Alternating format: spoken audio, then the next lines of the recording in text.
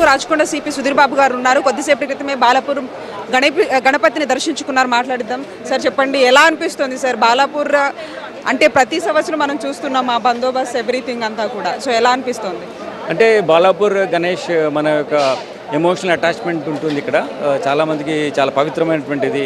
మనము ఏదైతే పవిత్రమైనటువంటి ఏ టెంపుల్ వెళ్ళినప్పుడు ఎంతగా మనకు తన్మయం చెందుతామో అదేవిధంగా ఈ బాలాపూర్ గణేష్ చూసినప్పుడు every individual feel that same way. ఇక్కడ ఉత్సవ కమిటీ కూడా ఇంత నిష్టగా సేవలు చేస్తున్నారు కాబట్టి అటువంటి పవిత్రత ఇక్కడ ఉంది. ఇప్పుడు పూజలు అన్నీ అయిపోయాయి. ఇప్పుడు గ్రామంలో ఒక ఊరేగింపు వెళ్తారు. దాని తర్వాత ఆక్షన్ కోసం వస్తారు. ఆక్షన్కి వచ్చిన తర్వాత then they will go for the immersion. దానికోసము హైదరాబాద్ సిటీకి లాస్ట్ టైం 12-15 టైంలో అట్లా అందజేయడం జరిగింది.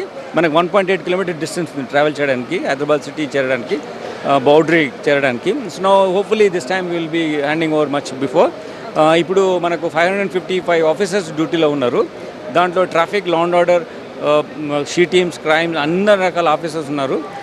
ఎక్స్క్లూజివ్ పార్కింగ్ ప్లేసెస్ ఉన్నాయి కాబట్టి ప్రాపర్ వెహికులర్ మూవ్మెంట్కి యాక్సెస్ కంట్రోల్ ఉంది కాబట్టి ప్రజలు రావడానికి, ఆక్షనింగ్ చూడడానికి కూడా మేము ఫెసిలిటేట్ చేసాం. ఇప్పుడు డ్రోన్ పోలీసింగ్ కూడా మేము చేస్తున్నాం. అంతేకాకుండా మాకు కమాండ్ కంట్రోల్ ఉంది. ఆ కమాండ్ కంట్రోల్ ద్వారా ఎవ్రీ మూమెంట్ మేము ఫోకస్గా వాచ్ చేస్తున్నాం. Thank you. మొత్తానికి ఇది పరిస్థితి. దాదాపు 555 మంది పోలీసులతో బందోబస్తు ఏర్పాటు చేయడం జరిగింది. అంతేకాకుండా ఆక్షన్కి సంబంధించి కూడా అన్ని రకాల ఏర్పాట్లు చేశామంటూ కూడా చెప్తూ ఉన్నారు. ఇక ఆక్షన్ చూడడానికి మాత్రం బాలాపూర్లో ఉన్నటువంటి స్థానికులే కాదు, నగరం నలుమూల నుంచి కూడా ఇక్కడ ఆక్షన్ చూడడానికి వస్తున్నటువంటి క్రమంలో అన్ని రకాలుగా ఏర్పాట్లు చేశామంటూ కూడా రాచకొండ సిపి సుధీర్ బాబు గారు చెప్తూ ఉన్నారు. జర్నలిస్ట్ అచిత్తో కలిసి జ్యోతి టీవీ 9 బాలాపూర్ నుంచి.